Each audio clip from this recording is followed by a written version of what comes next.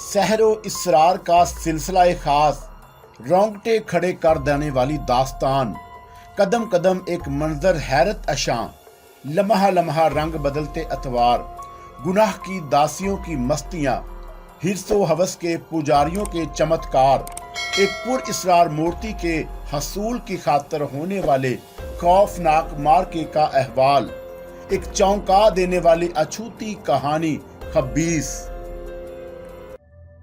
दूसरे रोज मैंने 75 लाख की रकम बैंक में जमा कराने के बाद बैंक मैनेजर से थोड़ी सी कोशिश के बाद ओवरड्राफ्ट की रियायत हासिल कर ली।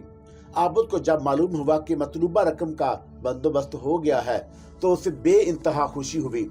उसने 20 दिन की बजाय भाग दौड़ करके एक हफ्ते के अंदर ही अंदर ऑर्डर का तमाम माल सप्लाई कर दिया और फिर उसकी तवक्का के ऐन मुताबिक मेरी फिल्म को 1.5 माह के अंदर अंदर पूरे 20 लाख रुपए का मुनाफा हुआ। मैंने आबद के काम से खुश होकर उसकी तनख्वाह में 500 रुपए माहवार का इजाफा कर दिया और इसके अलावा दूसरे तमाम अमले को भी 1,000 नकद दे डाले, जिससे उनकी कारकर्दगी में मजीद इजाफा हो गया। कारोबार को वुसअत देने और आबद के मशवरे पर मैंने कंस्ट्रक्शन काम के लिए एक अलहदा ऑफिस खोल लिया। कंस्ट्रक्टर के काम में मैंने वालिद साहब के नाम यानी नादर कंस्ट्रक्शन कंपनी के नाम से शुरू किया था और उसके लिए निहायत तजर्बाकार अफराद को जमा किया जो इस काम का वसी तजर्बा रखते थे। इस दफ्तर का इंचार्ज मास्टर टोनी था, जिसने न सिर्फ कि यह बैरूनी मुल्क से डिग्रियां हासिल की थी बल्कि अपने काम में पूरी तरह हावी था। मेरा मशवरा था कि पहले छोटे मोटे पैमाने पर हर काम की इब्तिदा की जाए, उसके बाद बेतदरीज काम को वुसअत दी जाए। अब मेरे पास सरमाए की कोई कमी नहीं थी, लेकिन इसके बावजूद मैं रिस्क लेना नहीं चाहता था। मगर मास्टर टोनी को मेरी तजवीज से इख्तिलाफ था। वो इब्तिदा ही से बड़े प्रोजेक्ट पर काम करने का ख्वाहिशां। उसका ख्याल था कि इस तरह हमारी कंपनी न सिर्फ ये कि बहुत जल्द अपनी साख कायम कर लेगी, बल्कि उसे आगे बढ़ने का मौका भी उन कंपनियों की निस्बत ज्यादा मिलेगा जो छोटे कामों से इब्तिदा करते हैं। वैसे छोटी मोटी कंपनियों को कोई बड़ा प्रोजेक्ट हासिल करने में खासी तगोदो करनी पड़ती है। बहरहाल 1-2 मीटिंग के बाद मैंने मास्टर टोनी के मशवरे को मान लिया। मास्टर टोनी का तजर्बा गलत साबित नहीं हुआ। सिर्फ 2 प्रोजेक्ट पर तसल्ली बख्श और मेयारी काम करने के बाद हमें हुकूमत की जानिब से एक ऐसे प्रोजेक्ट का ऑर्डर मिल गया जिसके लिए निरंजन लाल के कारकुन भी दिन रात मुतलका शोबों में रुपया ब्रीफ केसों में भरे चक्कर लगा रहे थे। मेरे लिए ये सबसे बड़ी कामयाबी थी। जब मैं वालिद साहब को सूरत हाल से आगाह किया तो वो बड़ी संजीदगी से बोले, मैंने पहले ही कहा था कि तुम तिजारत के मैदान में भी जरूर कामयाबी हासिल करोगे। उस कॉन्ट्रैक्ट के हाथ से निकल जाने पर निरंजन लाल की छाती पर सांप लौट रहे थे। मेरी वालदा ने कहा कि बड़े अब्बा की दुआएं भी तुम्हारे साथ हैं, तुम देख लेना उनकी दुआएं क्या असर दिखाती हैं। मेरा ख्याल है कि निरंजन लाल को इस प्रोजेक्ट के हाथ के निकल जाने का इतना अफसोस नहीं होगा जितना दुख उससे इस बात का होगा कि वह तुम्हारे मुकाबले में हार गया। बड़ा ही कमीना और कीना परवर आदमी है। हमने वक्त जाया किए बगैर ही उस प्रोजेक्ट पर काम करना शुरू कर दिया। मास्टर टोनी शब-ओ-रोज निहायत महारत से अपने काम में मसरूफ था। मतलूबा बिल्डिंग की 2 मंजिलें मुकर्ररा मुद्दत से पहले ही तैयार हो गई। हर फर्द अपनी जगह निहायत खुश था। उस प्रोजेक्ट की तकमील पर हमें बहुत लंबा प्रॉफिट मिलने की कवी उम्मीद थी, लेकिन एक दिन जब मैं दफ्तर पहुंचा तो मास्टर टोनी खिलाफे तवक्का मेरे ऑफिस में पहले से मौजूद था। उसके चेहरे के तासरात बता रहे थे कि वो बहुत ज्यादा परेशान है। क्या बात है मिस्टर टोनी, मैंने पूछा, तुम इस कदर बुखलाए हुए क्यों नजर आ रहे हो? सर गजब हो गया, हमारी सारी मेहनत रातों रात अकारत हो गई। क्या मतलब? 3री मंजिल की छत बैठ गई है जिससे निचली 2 मंजिलों को भी भारी नुकसान पहुंचा है। लेकिन ये सब हुआ कैसे? मैंने हैरत का इजहार किया। मेरी समझ में कोई वजह नजर नहीं आ रही। मैंने हर काम अपनी जाती निगरानी में कराया था। खसूसी शटरिंग के मामले में मैं हमेशा बहुत मोहतात रहता हूँ और इसलिए कि बड़े प्रोजेक्ट में सारा दारोमदार शटरिंग और भराई के माल पर होता है और मैंने उन दोनों बातों पर खास तवज्जो दी थी। ऐसी सूरत में 3री मंजिल का इस तरह बैठ जाना मेरी अक्ल हैरान है। सर, कोई जानी नुकसान तो नहीं हुआ? मैंने तेजी से सवाल किया। जी नहीं, बिल्डर के चौकीदार वगैरह उस वक्त चौंका एक दूसरी ज़ैर तमीर इमारत के अमले के साथ बैठे हुए कहवा पीने में मसरूफ थे। इसलिए वो बाल बाल बच गए। मैंने नुकसान का जो तखमीना लगाया है वो बहुत ज्यादा है। कोई तखरीबी कार्रवाई, मेरे जहन में निरंजन लाल का ख्याल उभरा। हो सकता है किसी दूसरी फर्म या कंपनी ने महज प्रोफेशनल पब्लिसिटी की बिना पर हमारी साख खराब करने की खातिर ये कार्रवाई की हो सकता है सर, लेकिन इस वक्त मेरा जहन काम नहीं कर रहा। मास्टर टोनी ने कहा, नुकसान पूरा करने के लिए दूसरे बहुत सारे रास्ते भी इख्तियार किए जा सकते हैं, लेकिन क्या? हुकूमत की इंस्पेक्शन टीम को हालात का पता चलेगा तो हमारी साख को शदीद धचका पहुंच सकता है। परेशान मत हो, जो कुछ होना था वो हो चुका, मैंने बज़ाहिर परवाही से जवाब दिया। यानी यही क्या कम है कि कोई जो जानी नुकसान नहीं हुआ, वरना केस भी हो सकता था। अब तो सिर्फ ये सोचो कि इंस्पेक्शन टीम के साथ मामला किस तरह पीच आप किए जा सकते हैं। मैं कुछ करता हूं सर, लेकिन ये नुकसान। नाउ फॉर गेट आउट, मैंने उसे तसल्ली देने की खातिर कहा। बिजनेस में नफा और नुकसान होते ही रहते हैं। इस रोज मैं दिन भर परेशान रहा।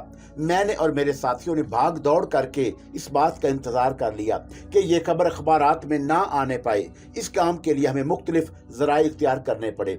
शाम को दफ्तर से वापसी पर मैंने वालिद साहब को हालात से बाखबर किया तो वो भी परेशान हो गए। वालदा को भी सदमा हुआ था।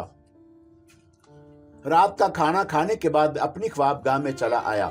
जहन परेशान था, इसलिए लेटने ही नींद आ गई। लेकिन फिर अचानक ऐसा महसूस हुआ जैसा मैं कमरे में तन्हा नहीं हूँ, वहाँ कोई और भी मौजूद था जिसके कदमों की चाप मेरे कानों में गूंज रही थी।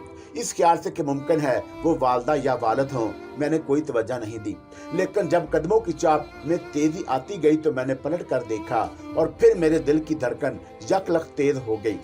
वो कालका थी जो अपने तमाम रूप और जमाल के साथ मेरे कमरे में टहल रही थी। उसका हुस्न बरहम देखकर मुझे अंदाजा हुआ कि वह मुझसे खुश नहीं है। उसके हसीन चेहरे पर खून की तमादत इस बात की गमाजी कर रही थी कि वह बड़ी मुश्किलों से अपने गुस्से को दबत करने की कोशिश कर रही है। उसके स्याह और लंबे बाल उसके शानों पर बर खा रहे थे। कालका को देखकर मुझे तमानियत का एहसास हुआ। शंकर के बयान के मुताबिक वो पूरी इसरार और लाजवाल कुव्वतों की मालिक थी और उसके लिए किसी नामुमकिन को मुमकिन बना देना कोई बड़ी बात नहीं थी। मैं उसकी ताकत और तिलस्माती कुव्वतों को निरंजन के सिलसिले में देख चुका था। रूपनगर में भी उसकी मावरई कुव्वतों ने मेरा साथ दिया था। तजारत शुरू करते वक्त कालका ने मुझे अपनी मदद की पेशकश की थी। उसने कहा था कि वो रातें रात मुझे निरंजन लाल से बड़ा मुकाम दिला सकती है, लेकिन मैंने उसकी पेशकश को रद्द कर दिया था। मैं अपने कुव्वते बादू को आजमाना चाहता था, जिसमें मुझे नाकामी नहीं हुई। कालका को देखकर मुझे इस बात का भी बड़ी शिद्दत से एहसास हुआ कि मैंने उसे तकरीबन 2 साल से कतई फरामोश कर दिया था। वो महज एक धात की मूर्ति की शक्ल में मेरी ख्वाबगाह के शोकेस में सजी हुई थी, जबकि उसने मुझे हासिल करने की खातिर शंकर को मेरी खोज पर लगाया था और 40 साल तक एक पहाड़ी गाड़ में मुकीद रहने के बाद उसने अद खुद मुझे अपनाने की राह पैदा की और उसे मुझसे प्यार था। मैंने उसकी नीलगी आंखों की गहराइयों में झांक कर देखा, जहां मेरे लिए मोहब्बत के सोते फूट रहे थे। मैंने उसके दिल की एक एक धड़कन में शरीक था। बड़े बड़े पिंडत पुजारियों, धर्मात्माओं और ब्रह्मचारियों ने उसे हासिल करने के लिए अपनी जिंदगियां कुर्बान कर दी थी, लेकिन उस किस्मत की देवी को उनमें से कोई भी हासिल नहीं कर सका। शंकर ने कठिन तपस्या करने के बाद इस जगह का खोज लगा लिया था जहां कालका की मूर्ति मौजूद थी, लेकिन वो जात का चमार था, इसलिए खास मुद्दत तक कालका को हाथ नहीं लगा सकता था, वरना जलकर खाक हो जाता। इसलिए उसने कालका की मूर्ति को मेरे पास रहने दिया और फिर कालका मुझ पर मेहरबान हो गई। उसे मुझसे प्यार हो गया था और इसी प्यार की खातिर वो अपनी मर्जी से मेरे पास आ गई थी। मैं अपने तिजारती मसाइल में ऐसा उलझ गया कि उसे यकसर फरामोश कर बैठा। उसकी बरहमी अपनी जगह जायज थी। वो इस वक्त गुस्से की हालत में और ज्यादा हसीन और पुरकशिश लग रही थी। मुझे उस पर प्यार आ गया। मैंने होले से उसे मुखातब किया, कालका रानी, क्या मुझसे बहुत ज्यादा खफा हो? जवाब में उसने पलटकर मेरी सिमत देखा। उसकी निगाहों में शिकवे और शिकायतों का एक दफ्तर मौजूद था। उसने मेरी बात का कोई जवाब नहीं दिया, सपाट नजरों से मुझे घूरती रही। मुझे अपनी गलती का एहसास है, मैंने एतराफ करते हुए कहा।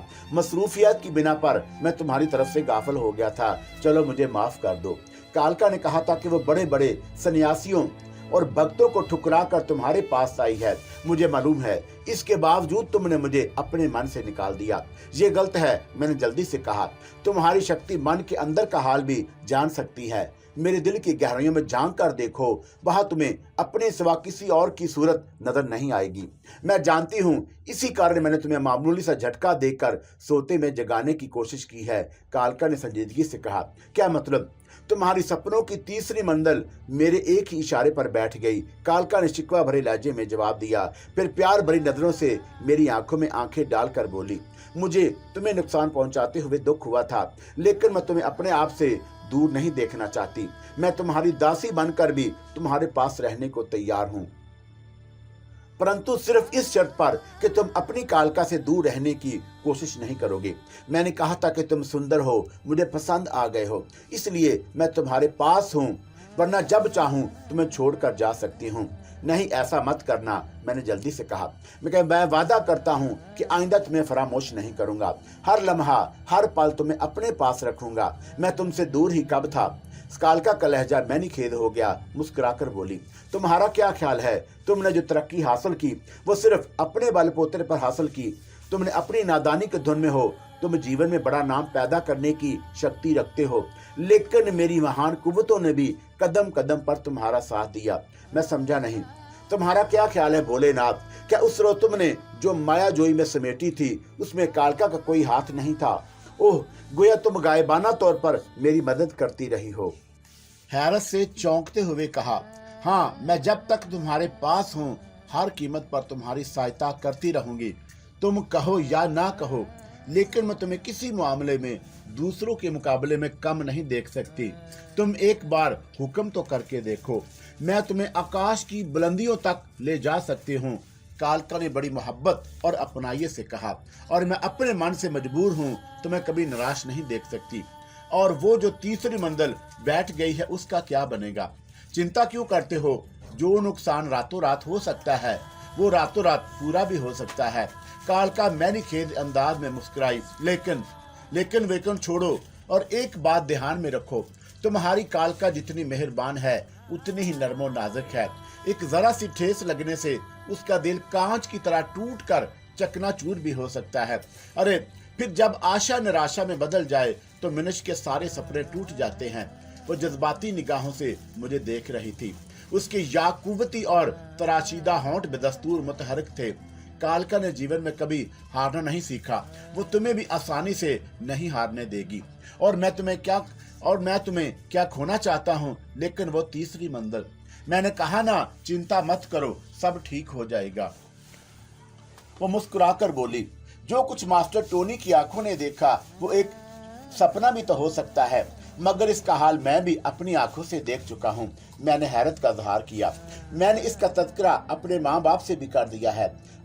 आंख मूंद कर सोने की कोशिश करो, कालका तुम्हें लोरी देकर सुलाएगी, और फिर जब तुम बूढ़े होकर जागोगे तो सब कुछ ठीक हो जाएगा। मैंने जवाब में कुछ कहना चाहा, लेकिन कालका की खमार आलूद आंखें मुझ पर गनोदगी तारी कर रही थी, और फिर वो लहराती बल खाती मेरे करीब आकर मेरे सरहाने बैठ गई। उसने हाथ हवा में मेरी आंखें बंद कर दी, और उसके हाथों के लमस से पूरे जिस्म में एक लहर सी दौड़ गई। फिर वो मदब सुरों में मुझे लोरी सुनाने लगी, और मैं नींद की आगोश में डूबता चला जा रहा था। दूसरी सुबह मेरी आंख खुली तो रात का सुहाना ख्वाब मेरी पलकों पर खेल रहा था। मैंने शोक इसकी सीमत देखा जहां कालका की मूर्ति रखी हुई थी, लेकिन उसके पतले पतले नरम और गुदाज होंठों पर इस वक्त भी मुस्कुराहट नजर आ रही थी।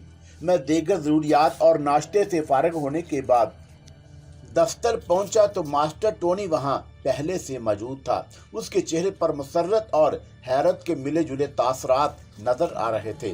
सर, वो तीसरी मंजिल वो सही सलामत है, जबकि कल मैंने, हो सकता है कल तुमने कुछ ज्यादा पी रखी हो। Oh no sir, Tony duty hours में शराब को हाथ लगाने का भी आदी नहीं है। फिर वो तीसरी मंजिल, मुझे खुद भी हैरत है जनाब, जिन चौकीदार ने कल इसके बैठ जाने की इत्तला दी थी, आज वो भी मेरी बात का मजाक उड़ा रहे हैं, और आपने भी मेरे साथ जाकर खुद अपनी आंखों से साइट का मुआयना किया था। मैं तुम्हारे साथ कब गया था? मैंने जानबूझकर एक हकीकत से इनकार किया। तो टोनी कुछ देर तक आंखें फाड़े हैरत से मुझे देखता रहा, फिर सर खुजाता हुआ उठा और मुंह ही में बदबदाता हुआ आफत से बाहर चला गया। मैं उसकी बौखलाहट पर मुस्कुराता रहा था। मुझे यकीन था कि कालका की पुरइसरार कुव्वत ने ना सिर्फ ये कि तीसरी मंजिल को ठीक कर दिया होगा, बल्कि दूसरों के जहन से भी इस हादसे को खुरचकर साफ कर दिया होगा।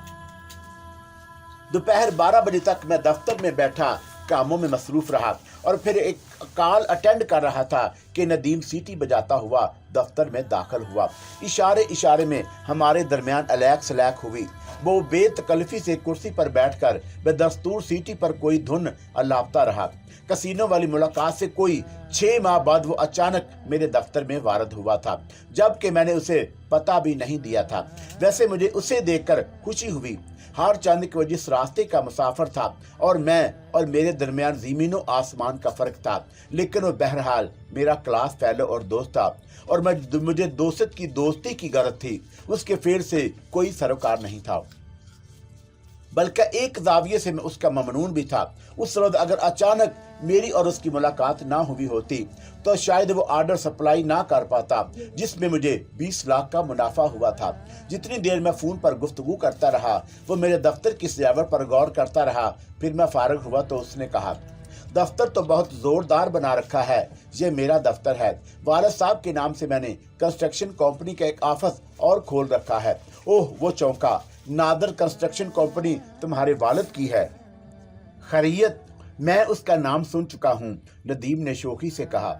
वहां जाने का तो अभी तक इत्तफाक नहीं हुआ, लेकिन मेरा ख्याल है कि तुम्हारे इस दफ्तर की आबो हवा ज्यादा अच्छी बली है। क्या पियोगे, कोल्ड ड्रिंक या पानी? मैंने मुस्कुराते हुए पूछा। जो चाहो मंगा लो, लेकिन 15 मिनट के अंदर अंदर 16वें मिनट पर तुम अपना सारा काम निपटाकर मेरे साथ चलोगे और इस प्रोग्राम में ना कोई तब्दीली होगी, ना कोई तुम्हारा अज़र सुना जाएगा। जाना कहाँ है? हशर के मैदान में। क्या तुम्हें मालूम नहीं कि आज दिसंबर की क्या तारीख है? 25। लेकिन 25 तारीख का हशर के मैदान से क्या ताल्लुक है? मैंने कुछ ना समझते हुए कहा। फिर चपड़ासी को बुलाकर कॉफी का आर्डर दिया। अगर तुम इतने भोले हो जितने शक्लों से नजर आ रहे हो, तो फिर तुमने इतनी हसीन, खूबसूरत और स्मार्ट लेडी सेक्रेटरी रखने या पालने की बजाय किसी मर्द को तरजीह दी होती। नदीम ने अपना कमेंट जारी रखते हुए कहा, प्राइवेट ऑफिस की लेकर सुपर स्टोर और बड़े बड़े स्टेटलेस में ये खूबसूरत और रंग बिरंगी तितलियां जो नजर आती हैं, दरअसल ये शार्पनर्स हैं जो गाहकों को छीलने का काम बड़ी महारत और चाकबदस्ती से सर अंजाम देती हैं। वैसे बाई द वे इन खातून का नाम क्या है? आरफा, मैंने संजीदगी से कहा। बड़ी दयानतदार और मेहनती लड़की हैं। लड़की हर हाल में लड़की ही होती है, चाहे दयानतदार हो, मेहनती हो या ना हो। नदीम ने अपना फलसफा बिगाड़ते हुए कहा, अब हमारे कसीनो को ले लो। वहां जितनी भी कॉल गर्ल हैं, सबका काम ग्राहकों को फरेब देकर लंबी लंबी रकमें घसीटना है। लोग उनके बारे में अच्छी राय नहीं रखते। उनमें से बेशतर लड़कियां जिस्म फरोशी का घिनौना काम करती हैं, लेकिन 2-4 ऐसी भी हैं जो इस माहौल में रहकर भी निहायत पारसा और शरीफ ज़ादियां हैं, जिन जरूर से मजबूर होकर अपना पेट पालने की गरज से उस माहौल में सांस ले रही हैं। कभी कभी मुझे उन पर बहुत तरस आता है। मैं उनकी जरूरतों का ख्याल भी रखता हूँ, लेकिन एक शख्स भला पूरे मुआशरे को कैसे संवार सकता है? बहुत खूब। तुम्हारे मुंह से मुआशरे को सुधारने का काम सुनकर मुझे हैरत भी हुई और बेइख्तियार कहका लगाने को भी जी चाह रहा है। हाँ, कभी कभी मैं जज्बाती तो हो जाता हूँ, लेकिन हमेशा नहीं, नदीम ने मुस्कुराते हुए जवाब दिया। इतनी देर में काफी आ गई थी। उसने जल्दी जल्दी काफी खत्म की, फिर उठते हुए बोला, कम एंड गेट अप। लेकिन इस वक्त कहाँ चलने का प्रोग्राम है? मैंने कहा ना, हशर के मैदान में। उसने संजीदगी से कहा, फिर जल्दी से बोला, जब मैं 10-12,000 डाल लो तो इसकी जरूरत भी पेश आ सकती है। रुपयों की कोई बात नहीं, लेकिन वक्त मत बर्बाद करो प्लीज। मुझे मजबूरन नदीम के साथ जाना पड़ा। वो हमेशा से इसी किस्म का जज्बाती और लाउबाली वाकया हुआ था। कसीनो की पार्टनरशिप भी गालबन उसकी अजबलियत का सबब बनी थी। वो शुरू से हंगामा करने और हंगामों में पेश रहने का आदी था। इस वक्त भी उसने जबरदस्ती मुझे अपने साथ घसीटा था और अपनी गाड़ी में ले गया। दफ्तर से रवाना होने के बाद उसने मुझसे बड़ी संजीदगी से पूछा था, कभी रेस खेलने का भी इत्तेफाक हुआ? नहीं, लेकिन मैं चौंक उठा। फजूल बातें मत किया करो, अब तुम जवान और कारोबारी आदमी बन चुके हो और हर मसरूफ और कारोबारी आदमी के लिए एक दो शौक पालने बेहद जरूरी होते हैं। उसने बड़े फलसफियाना अंदाज में कहा। उसे सिर्फ चैलेंज ही नहीं मिलती बल्कि कुछ देर के लिए अपने रोजमर्रा के मामूल की उकतासनों से फराद भी हासिल कर लेता है। नदीम प्लीज, मैंने जल्दी से कहा, मुझे इस शौक से दूर ही रखो। कसीनो की बात और थी, लेकिन तुम मुझे जिस हशर के मैदान में ले जा रहे हो वहां वालिद के किसी दोस्त अहबाब से भी टकराव हो सकता है और तुम उनसे भी ये पूछने का हक महफूज रखते हो कि मोहतरम आप यहाँ किस गरज से चहलकदमी कर रहे हैं। यार मेरी बात समझने की कोशिश करो, मैंने कहा। तुम वालिद साहब को नहीं जानते, खालस पठानी तबीयत के आदमी हैं। एक बार मजाज गर्म हो जाए तो महीनों ठंडा होने का नाम नहीं लेता और उसके बावजूद तुम कभी कभी कौमी जज्बे मुझे वहां खींच ले जाता है। उसने मेरा जुमला रद्द करते हुए कहा। 8 दिसंबर की 25 तारीख है और आज के दिन कायदे आजम गोल्ड कप रेस का इनकताद होता है। कौम के इस अजीम तरीन लीडर और रहनुमा के नाम पर 10-15 मिनट के अंदर अंदर करोड़ों रुपए का उलट फेर हो जाता है और वो लोग जो रेस नहीं खेलते आज के दिन वो भी तफरीह की खातर आ जाते हैं। मैंने बहुत कोशिश की, बड़ी मिन्नत समाजत की, लेकिन नदीम ने मेरी एक ना सुनी। अगर मुझे पहले से इसके प्रोग्राम का इल्म होता तो मैं किसी कीमत पर उसके साथ ना आता, कोई ना कोई बहाना करके टल जाता। बहरहाल जिस वक्त मैं रेस के क्लब के जमे गफीर में दाखिल हुआ तो इस वक्त मेरी कैफियत बिल्कुल उस पाक बाज की सी थी जो भटक कर इबादत गाह की बजाय किसी मैं खाने में आ गया हो। नदीम ने रेस शुरू होते ही खेलना शुरू कर दिया था। उसके आदमी वहां पहले से मौजूद थे जो उसके इशारे पर उसकी जानब से बड़ी बड़ी रकमें लगा रहे थे और मैं इस बात से खौफजदा था कि कहीं वालिद साहब का कोई शनासा मुझे वहां ना देख ले। तीसरी रेस में जब एक उधेड़ उम्र के शख्स ने नदीम से अगर गोल्ड कप वाली रेस की वनिंग हार्स के बारे में बात शुरू की तो मेरा दिल उछलकर हल्क में आ गया। वो वालिद साहब के साथ पुलिस के महकमे में काम कर चुका था, बड़ा राशि और चिंता पुरजा शख्स था। मुझे यकीन था कि वो रेस क्लब में मेरी मौजूदगी की बात किसी न किसी तरह वालिद साहब तक जरूर पहुंचाएगा। तबीयतन वो बहुत कीना परवर था और दूसरों की बुराई को उछालना उसका महबूब तरीन मशगला था। वो बिल्कुल मेरे सामने खड़ा नदीम से गुफ्तगू कर रहा था। अभी तक उसकी मेरी निगाहें चार नहीं हुई थी, लेकिन ये भी नामुमकिन से था कि मैं उसके सामने सिर्फ 2 कदम के फासले पर मौजूद था और वो मुझे देख ना पाता। अभी मैं इसी उधेड़पन में था कि कालका की मदभरी आवाज मेरे कानों में गूंजी। मैं तुम्हारे हीरो की बेचैन धड़कनों को सुन रही हूँ, लेकिन तुम किसी बात की चिंता मत करो, मैं तुम्हारे साथ हूँ और जब तक मैं हूँ तुम्हें तुम्हारे दोस्त नदीम के सिवा कोई दूसरा तुम्हें नहीं देख सकता। कालका की आवाज सुनकर मुझे सुकून आ गया। फिर मेरे दिल की कैफियत बेतदरीज ठीक होती चली गई। अब मैं बड़ी दिलचस्पी से घुड़दौड़ और उसमें जुनूनी अंदाज में दिलचस्पी लेने वालों की हरकत और सकनात को देख रहा था। चौथी रेस खत्म हुई तो नदीम इस वक्त तक 30,000 रुपए हार चुका था, लेकिन उसे हार का मतलब कोई अफसोस नहीं था। शहबाज, कालका की आवाज मेरे कानों में गूंजी, क्या तुम्हें अपने मित्र के साथ कोई हमदर्दी नहीं? मैं क्या कर सकता हूँ, मैंने दिल ही दिल में जवाब दिया। मुझे तो रेस के बारे में ABCD भी नहीं आती। मैं जो हूँ तुम्हारे साथ। वो बड़े ठोस और बाएतमाद आवाज में बोली।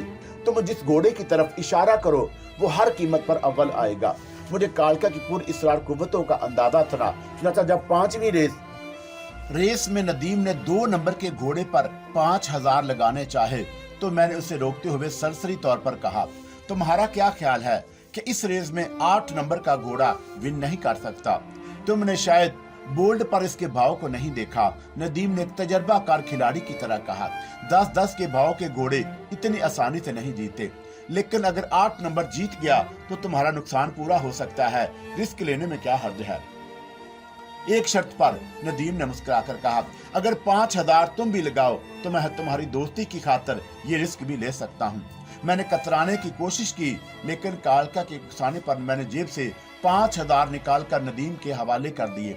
नदीम ने वादे के मुताबिक 8 नंबर घोड़े पर 10,000 की रकम लगा दी और फिर बोला, एक बात मेरी गौर से सुन लो माय डियर, 8 नंबर 6ठे नंबर पर भी नहीं आ सकता, लेकिन तुम्हें मुसलमान बनाने की खातिर 5 तो क्या मैं 10,000 पे भी खर्च कर सकता हूँ। नदीम के लहजे में शोखी और शरारत थी। उसे हम दोनों की बार का यकीन था, इसलिए उसने रेस शुरू होने के बावजूद अपनी दूरबीन को हाथ नहीं लगाया था। कुर्सी की पूंछ से टेक लगाए बैठा सिगरेट के मरगोले फिजा में छोड़ता रहा। लेकिन जब कालका के कहने के मुताबिक 8 नंबर ने रेस जीत ली तो नदीम ने मुझे ऐसी निगाहों से देखने लगा जैसे उसे मेरे इंसान होने पर शुबा था। देखा तुमने, मैंने मुस्कुराते हुए कहा, कभी कभी अनाड़ी भी खिलाड़ी पर नंबर ले जाते हैं। मुझे एक बात बताओ, नदीम ने मुझे घूरते हुए संजीदगी से पूछा। तुम 4 रेस तक सुकून से बैठे थे, फिर अचानक ये 8 नंबर का घोड़ा तुम्हारे जहन में कैसे आ गया? सितारों की चाल माय डियर, मैंने उसे चिढ़ाने की खातिर कहा। मुझे दिन में भी तारे नजर आते हैं और इस वक्त जब 5वीं रेस शुरू होने वाली थी, मुझे आसमान पर पूरे 8 सितारे जगमग करते नजर आए थे। मैं नहीं मान सकता कि तुम यहाँ पहली बार आए हो, नदीम ने मशकूक अंदाज में कहा। 8 नंबर का घोड़ा आउट चांस में जरूर था, लेकिन आज वो जिन घोड़ों के साथ दौड़ रहा था उनमें उसकी जीत नामुमकिन ही थी। बहरहाल तुम्हें यह कहावत जरूर माननी पड़ेगी कि कभी कभी अनाड़ियों का तुक्का भी लग ही जाता है, और यूं भी तुम मेरी किस्मत को अपने कसीनों में भी आजमा चुके हो।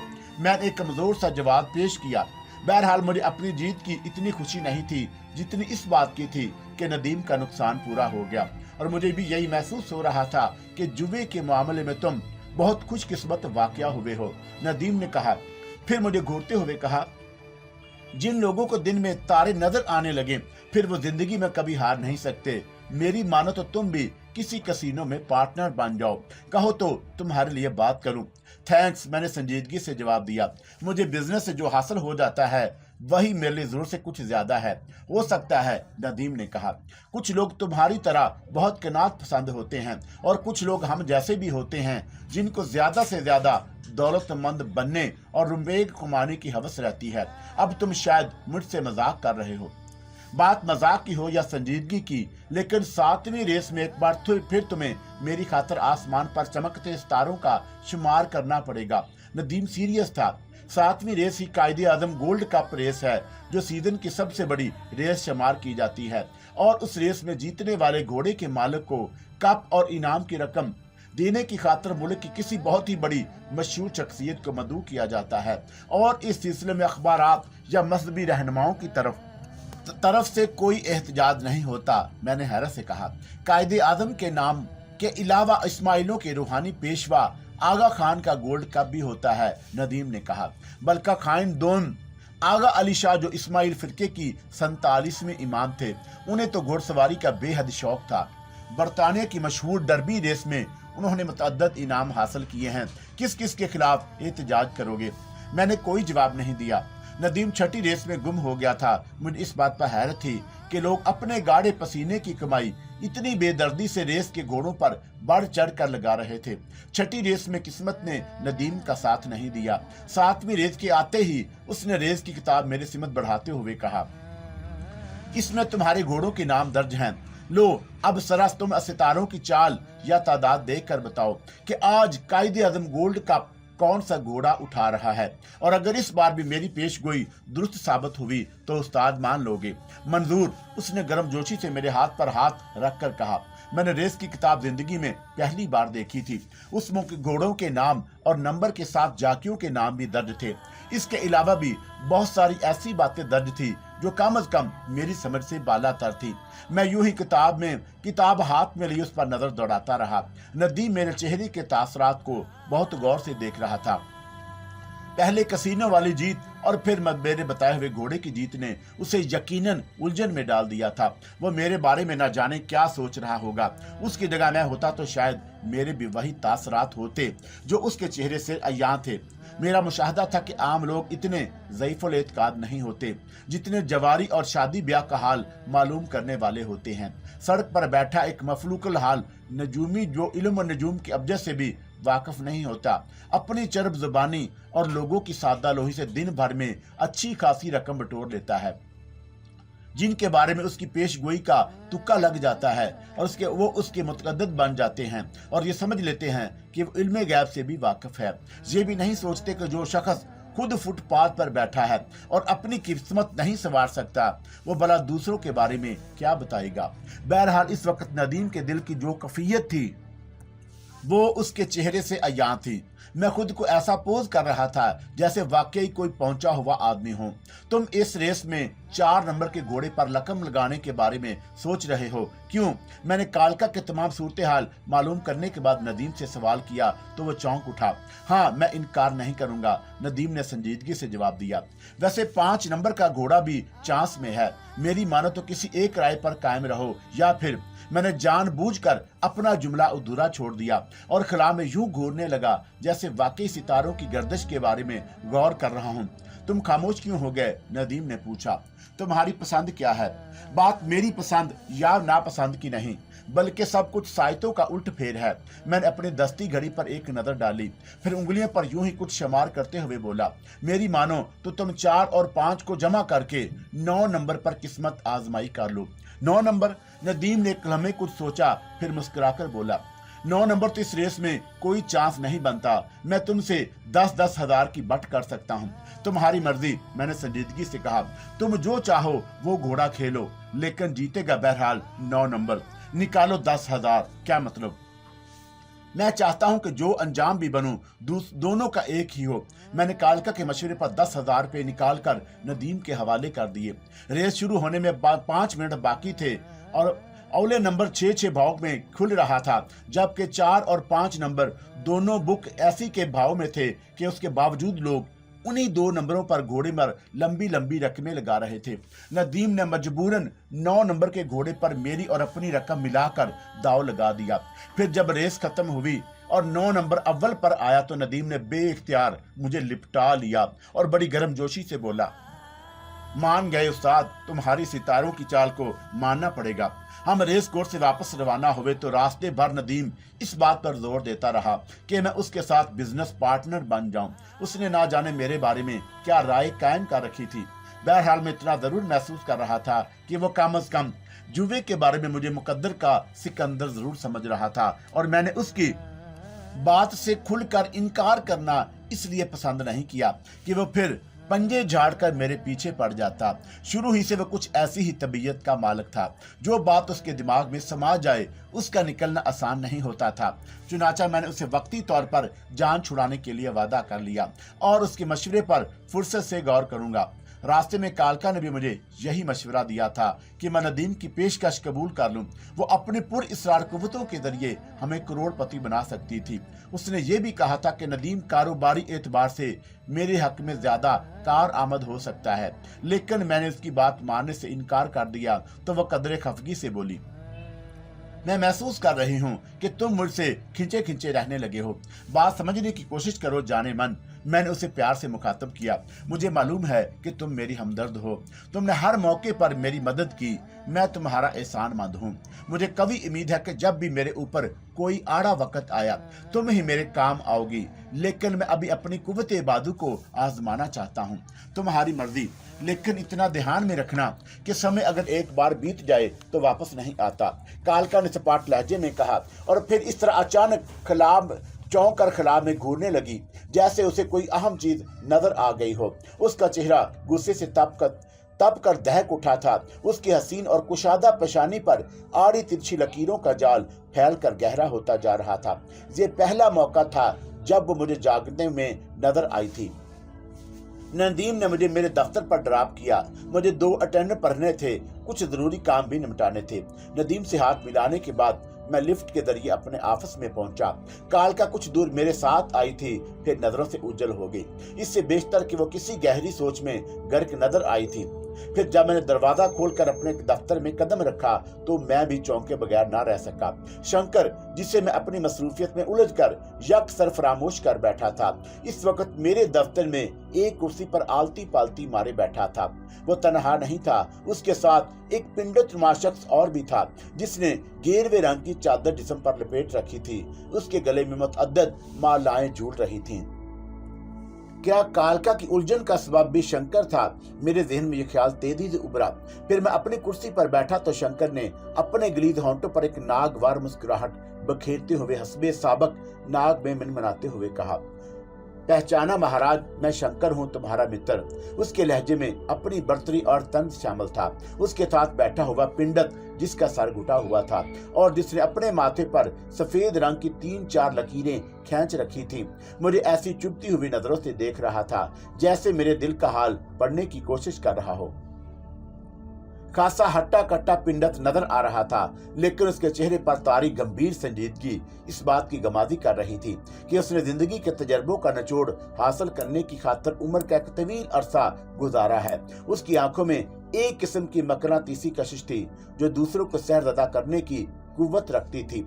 चुनाचा मैंने उसकी जानब से तवज्जो हटाते हुए शंकर को मुखातब किया, कब आए यहाँ? मैं तो एक अरसे से तुम्हारा इंतजार कर रहा था।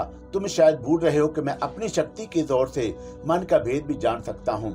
शंकर ने ससराते हुए लहजे में कहा, मैं देख रहा हूँ कि तुम मुझे बिल्कुल ही भूल गए थे और इस समय मुझे अचानक देखकर तुम्हें अचंभा हुआ। क्यों महाशय, मैंने झूठ तो नहीं कहा। दरअसल काम की मसरूफियात। मैं देख रहा हूँ। उसने एक सरसरी नजर दफ्तर के सामान पर डालते हुए कहा, बहुत ऊंचे उड़ते हुए दिखाई दे रहे हो। माया जाल के चक्रों ने तुम्हें चारों तरफ से घेर रखा है। तुम्हारी दोस्त की तारीफ मैंने बात बदलनी चाहिए। पिंडत हंसीधर, पिंसर बंटीधर, हमारे गुरु जो 12 साल तक तिब्बत की बर्फपोश गुफाओं में काली का शुभ नाम जीने के बाद वापस आए हैं। शंकर ने मुझे मरऊब करने की खातिर कहा, तुम मेरी शक्ति का चमत्कार तो देख चुके हो। जरा विचार करो, जिसे शंकर ने गुरु माना हो वो कितना महान और बलवान होगा। मेरा ख्याल है कि तुम कालका की मूर्ति लेने आए हो, कुछ जल पानी की बात नहीं करोगे? उसने मेरी बात काटते हुए कहा। मैंने मुलाजिम को बुलाकर काफी लाने को कहा। काफी पीने के दौरान अभी सिर्फ शंकर मुझसे बात कर रहा था कि पिंडत बंसीधर की नजरें बदस्तूर मेरे चेहरे पर जमी हुई थीं। जमुना, याद है तुम्हें? काफी का आखिरी घूंट लेने के बाद शंकर ने मैंने खेद लहजे में कहा, बड़ी सुंदर और कटीली नार थी, परंतु कालका की मूर्ति को हासिल करने की खातिर मैंने उसे भी कालीज के चरणों में बलिदान कर दिया था। याद है तुम्हें पूर्णमासी की रात जब सूम रस पीने के बाद तुमने कि हम सिर्फ मतलब की बात नहीं कर सकते? मैंने शंकर का जुमला मुकम्मल होने से बेशतर कदरे नाखुशगवार अंदाज में कहा। जी नहीं चाहता था कि पिंडस धनसी रद्दर की मौजूदगी में वो इसके मनहूस रात के हादसे को बयान करे, जब मैंने गनूदगी की बारे में तौर पर जमुना को गोली मारकर हलाक कर दिया था। क्या बात है महाराज, अभी तो तूने ऊंचे सुरों में बोलना भी सीख लिया है, परंतु इस विचार में मत रहना कि तुम जमुना के जमीले से बच गए हो। उसने सर्द मोहरी से कहा, शंकर चाहे तो उसकी आत्मा भी तुम्हारे खिलाफ गवाही देने की खातिर एक बार फिर अपने शरीर में वापस आ सकती है। किस शरीर की बात कर रहे हो? वो जो राख की सूरत में बहा दिया गया था, मैंने तेजी से जवाब दिया। शंकर से पंजा लड़ाने की कोशिश कभी भूले से भी मत करना। मैं इसी में तुम्हारी मुक्ति है। मेरा ख्याल है कि तुम बात बढ़ाने की कोशिश कर रहे हो। मैंने सर्द मोहरी का मुजाहरा किया। मेरे पास वक्त कम है, मतलब की बात करो। मेरी एक अमानत तुम्हारे पास मौजूद है, याद है? या समय की उड़ान में बहकर वो भी भूल गए? शंकर जहद खंद लहजे में बोला, तुम गालबन कालका की मूर्ति की बात कर रहे हो। हाँ, हम वही मूर्ति लेने आए हैं। क्या तुम्हारी शक्ति काले बादलों के उस पार देखने में कामयाब हो गई है? मैंने सपाट आवाज में पूछा। तुम्हारा इन बातों से कोई संबंध नहीं होना चाहिए। शंकर का लहजा तलख हो गया। और ये बात भी ध्यान में रखो बालक कि शंकर अगर चाहे तो अपनी शक्ति के जोर से तुम्हें अब भी नाक से जमीन पर लकीरें निकालने पर मजबूर कर सकता है। शंकर, मैं अपनी तौहीन बर्दाश्त नहीं कर सका। तुम अब अपनी औकात से बढ़ रहे हो। शांत बालक, शांत।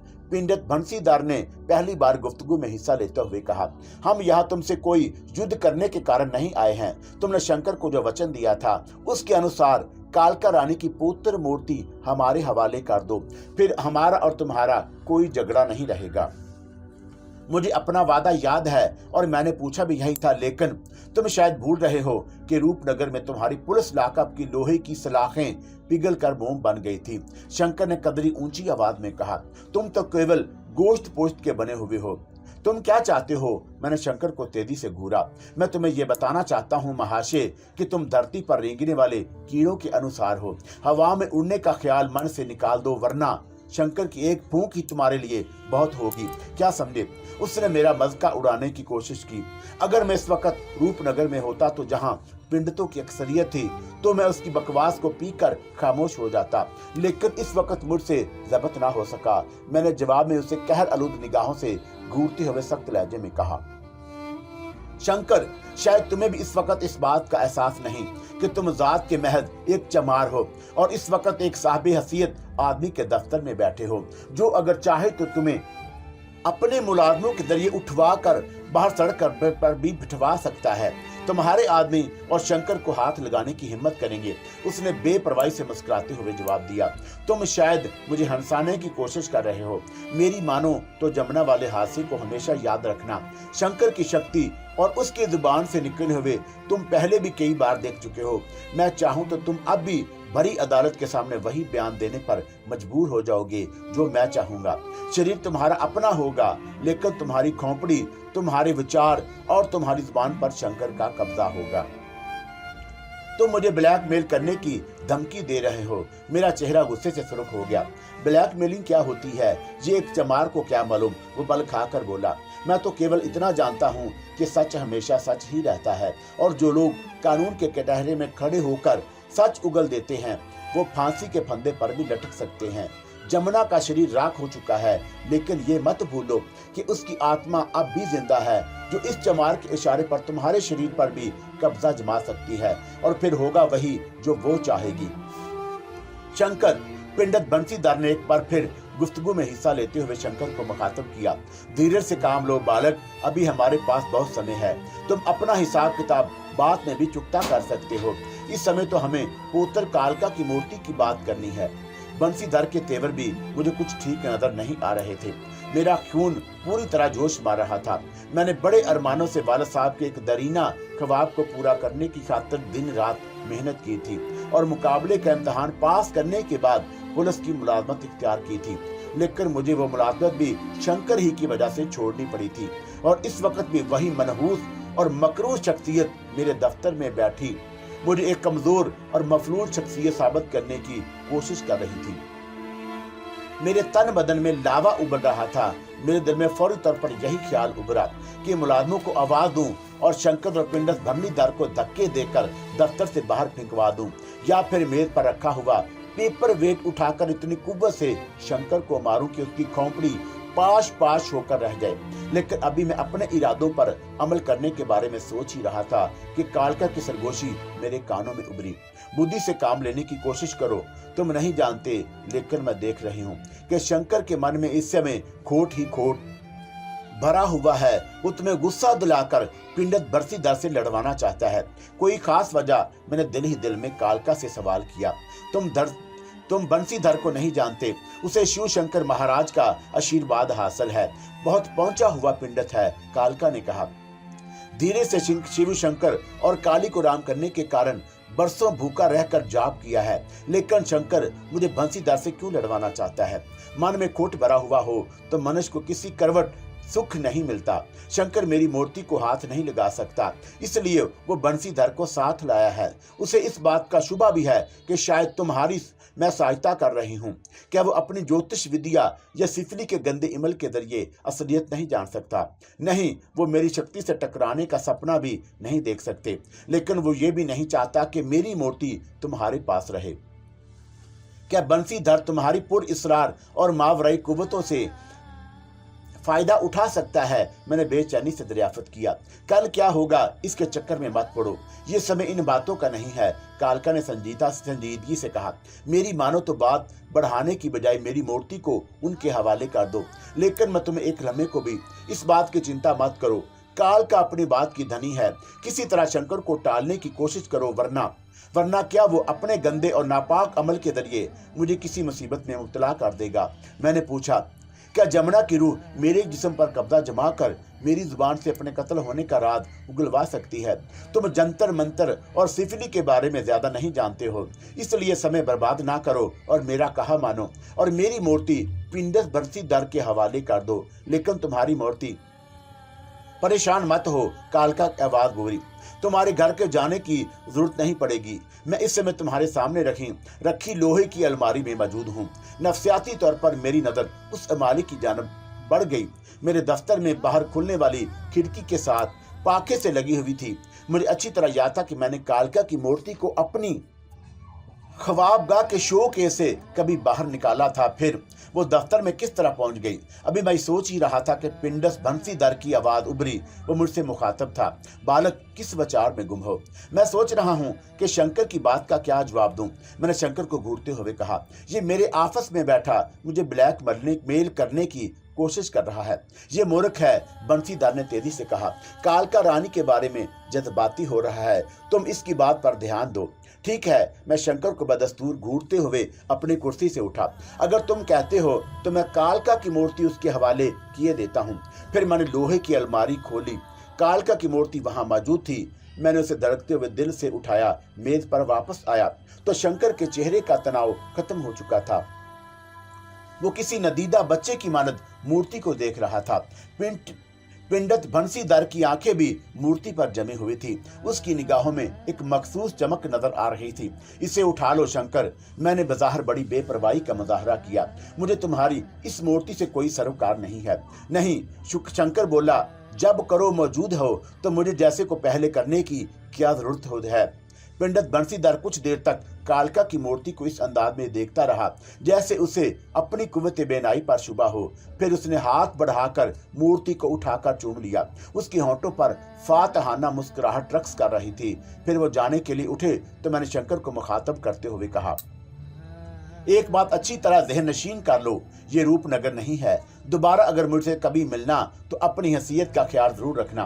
और ये बात भी अपने जहन से निकाल दो कि तुम अपने गंदे और पलीद अमल के जरिए मुझे कोई नुकसान पहुंचा सकते हो।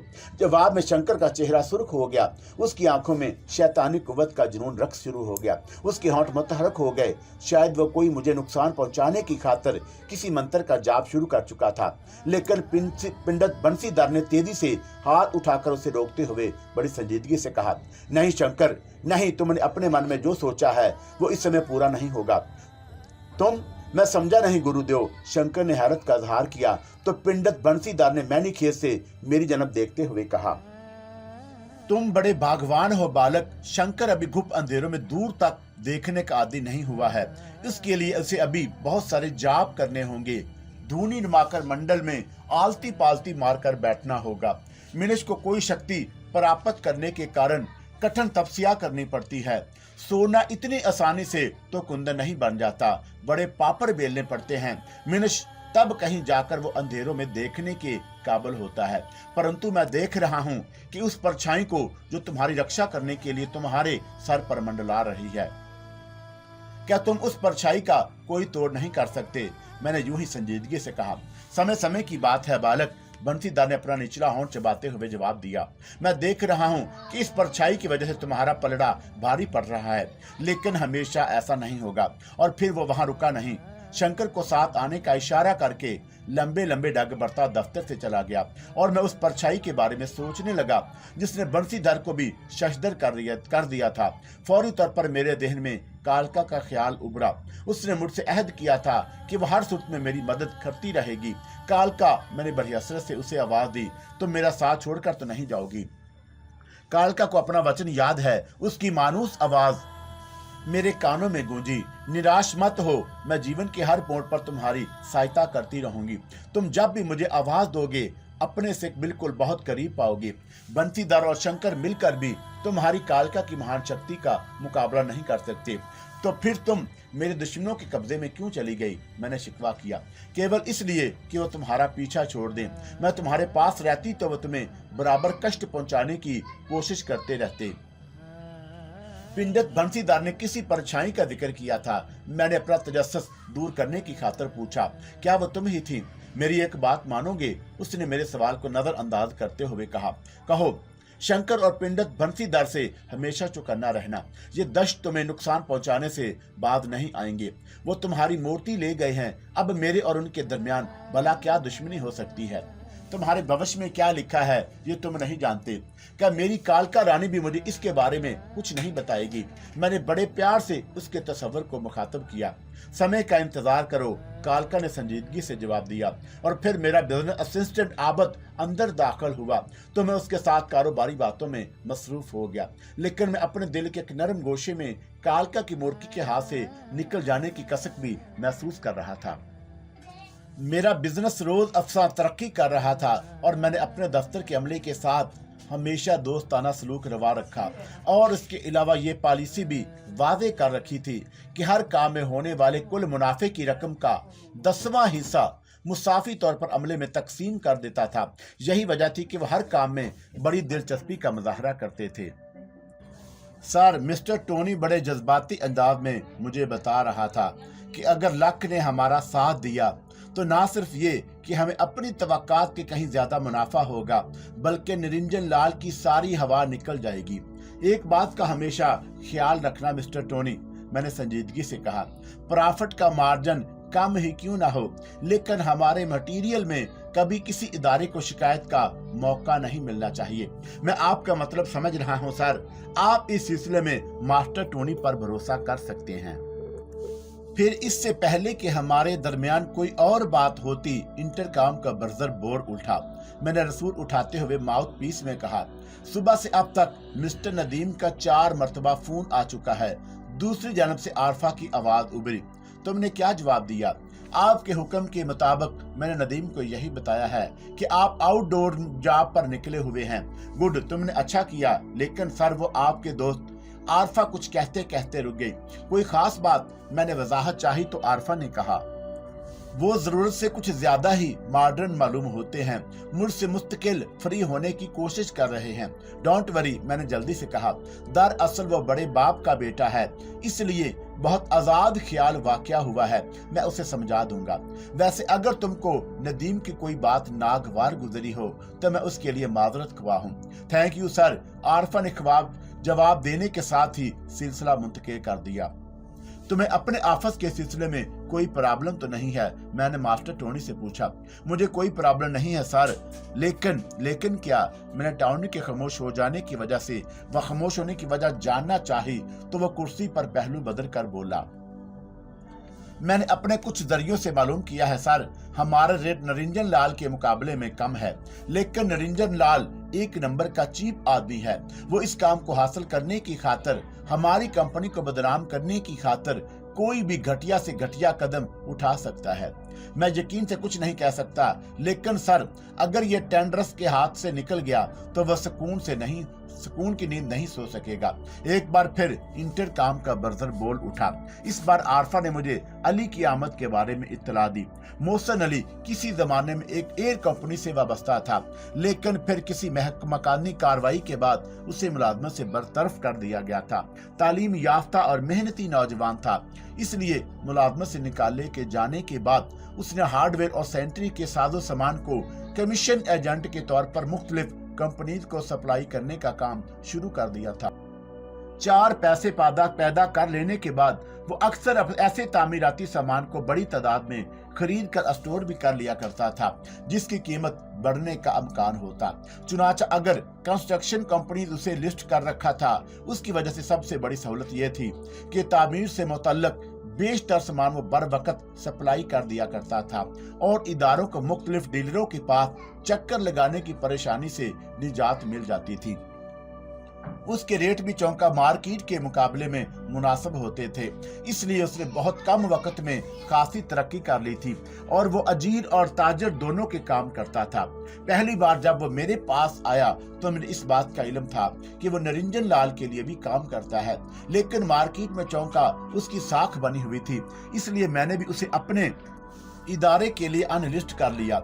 मैंने मोहसिन अली में एक खास खूबी जो महसूस थी वो ये कि वो एक इदारे का राज दूसरे इदारे के हाथ फरोख्त करने का आदी नहीं था।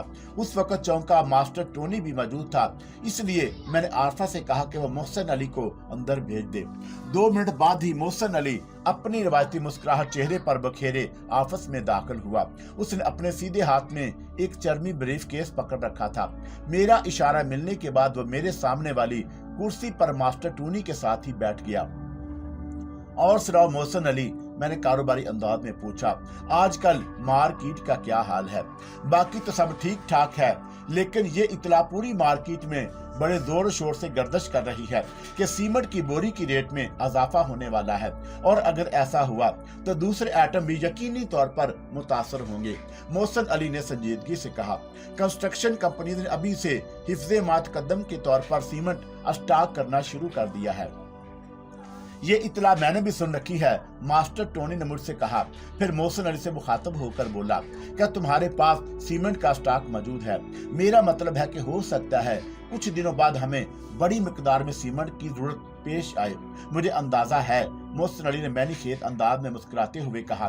फिर अपनी दस्ती घड़ी पर एक सरसरी नजर डालते हुए बोला, बिजनेस के मामले में मैं हमेशा खरी बात करने का आदी हूँ। अगर आप अपना ऑर्डर 50% एडवांस के साथ बुक करा दें तो वक्ते मुकर्रा पर आपको सीमेंट की सप्लाई आज ही के रेट पर मिल जाएगी। तुमने तो अच्छा खासा माल स्टॉक कर लिया होगा, मैंने मुस्कुराते हुए पूछा। अच्छा खासा माल स्टॉक करने के लिए अच्छे खासे पैसों की जरूरत होती है, और आप जानते हैं कि मैं जिस शख्सियत का आदमी हूँ वो कम से कम आप जैसे बड़े इदारों के ऑर्डर को बगैर एडवांस बुकिंग के पूरा नहीं कर सकता। मेहनत और ईमानदारी से काम करते रहो, तुम भी बड़े इदारों का मुकाबला करने के काबिल हो जाओगे, मैंने कहा। और फिर मास्टर टोनी से पूछा, हमारे स्टॉक में सीमेंट मौजूद है, इसके अलावा हमें कितनी जरूरत पेश आएगी? मास्टर टोनी ने पैड और पेंसिल लेकर हिसाब किताब लगाना शुरू कर दिया, लेकिन इससे पहले कि वो कोई जवाब देता, डीएसपी, एक इंस्पेक्टर, 2 मसला सिपाही और सादा लिबास वालों के हिमरा दरवाजे से खोलकर अंदर दाखिल हुआ। सरार से मेरी मुलाकात नरिंजन लाल के दफ्तर में हुई थी, और दूसरी मुलाकात अपनी रिहायशगाह पर उस वक्त हुई जब वो वालिद साहब से केस के सिलसिले में कोई जरूरी कानूनी मशवरा लेने आया था। लेकिन इस वक्त उसके तेवर कुछ ज्यादा अच्छे नहीं थे। फिर जिस अंदाज में उसने अपना रिवाल्वर वाला हाथ में पकड़ रखा था, उससे भी किसी संगीन सूरत हाल का एहसास हो रहा था। मेरे अलावा एक लम्हे के लिए मास्टर टोनी के चेहरे पर भी हैरत और तअज्जुब मिले से मिले जुले तासरात उभरे थे। मिस्टर शहबाज, आप चौंका खुद भी पुलिस अफीसर रह चुके हैं, और मैं आपके वालिद से भी वाकिफ हूँ, इसलिए आपकी इज्जत मेरा फर्ज है। लेकिन कानून के तकाजे पूरे करने की खातर हमें कभी कभी जाती तल्लुकात को भी नजरअंदाज करने पर मजबूर होना पड़ता है। मुझे भी इस किस्म के मौकों से वास्ता पड़ चुका है। लेकिन आप इस वक्त मेरे दफ्तर में किस इरादे से तशरीफ लाए हैं? मैंने संजीदगी से पूछा।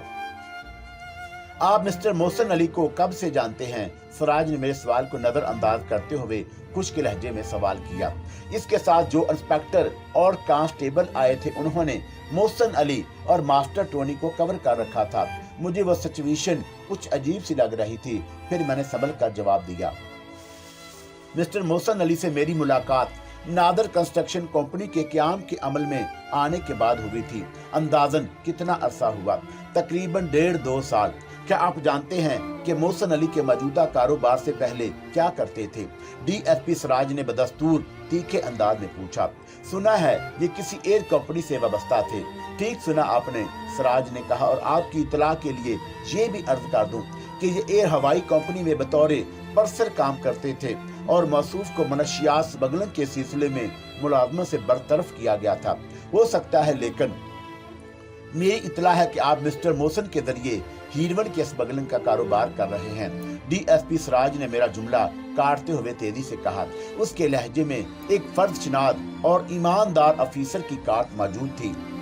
क्या मैं जान सकता हूँ कि ये इतला जो खुद मेरे लिए भी बाइसे हैरत है, आपको किस जरिया से मिली? I am sorry mister Shahbaz, मुखबर का नाम और उसकी शख्सियत का इजहार करना पुलिस के असूल के खिलाफ है। ठीक है, मैंने बड़े इत्मीनान से कहा, मेरा दफ्तर हाजिर है। आप इस शुबे और मुखबरे की तस्दीक कर सकते हैं। इसके लिए हमें ज्यादा तगो-दो की जरूरत नहीं होगी, डीएसपी सराज ने कहा। फिर वो कहर अदूर नजरों से मोहसिन अली को घूरते हुए बोला, सच सच बताओ, तुम्हारे चर्मी ब्रीफ केस में क्या चीज मौजूद है? जी वो, मोहसिन अली बुखलाकर हलकलाने लगा। शराफत से सब कुछ उगल दो, वरना हमें दूसरे तरीकों से भी सच उगलवाने के रास्ते आते हैं। इसमें मेरा क्या कसूर है जनाब? मोहसिन अली ने सटपटाते हुए कहा। मुझे मिस्टर शहबाज ने एक माकूल मुआवजे पर यह ब्रीफ केस एक खास मुल्क तक पहुंचाने का काम सौंपा है। मैं हैरत से उछल पड़ा। मास्टर टोनी की कैफियत भी मुझसे मुख्तलिफ नहीं थी। मेरे जहन में फौरी तौर पर शंकर का मनहूस तस्वर उभरा और टोनी के दिमाग में भी गालबन निरंजन लाल का नाम गूंजा था। यह सरासर बकवास है, मैंने एहतजाज किया। मेरा इस ब्रीफ केस से कोई तल्लुक नहीं और मुझे इस बात का भी कोई इल्म नहीं कि इसमें क्या है। तुम बताओ, डीएसपी ने मोहसिन अली को मुखातब किया, इस ब्रीफ केस में क्या है?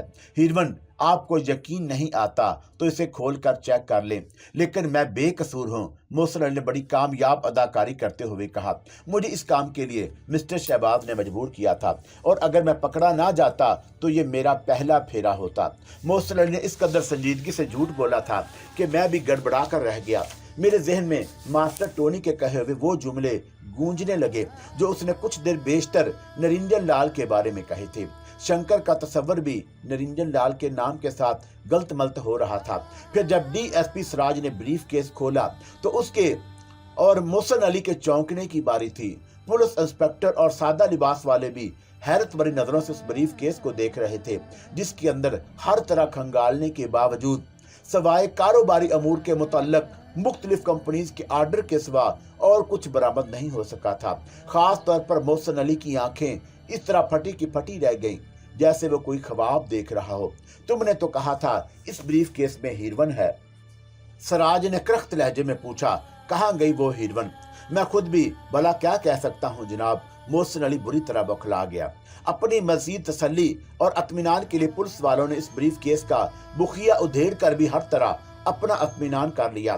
फिर डीएसपी सिराज ने मुझे मुखातब करते हुए बड़े तासुफ से कहा, मुझे अफसोस है मिस्टर शहबाज, पुलिस की कार्रवाई की वजह से आपको जो ज़हनी कोफत उठानी पड़ी, हम उसके लिए माजरत ख्वाह हैं और मैं आपको यकीन दिलाता हूँ कि इस हरामजादी मोहसिन अली और उस मुस्बर को किसी कीमत पर मुआफ नहीं किया जाएगा जिसने आपको बेदाग शख्सियत पर कीचड़ उबालने की जसारत की है। फिर पुलिस वाले ठुड्डा मारते हुए मोहसिन अली को घसीटते हुए अपने साथ ले गए। सर, मिस्टर टोनी ने तवीज सांस लेकर कहा, देखा आपने, मैं ना कहता था कि टेंडर हाथ से निकल जाने के बाद निरंजन लाल ऊंचे हथकंडों पर उतर आएगा। मैंने जवाब में कुछ कहना ही चाहता था, लेकिन उसी लम्हे कालका की मानूस आवाज मेरे कानों में गूंजी।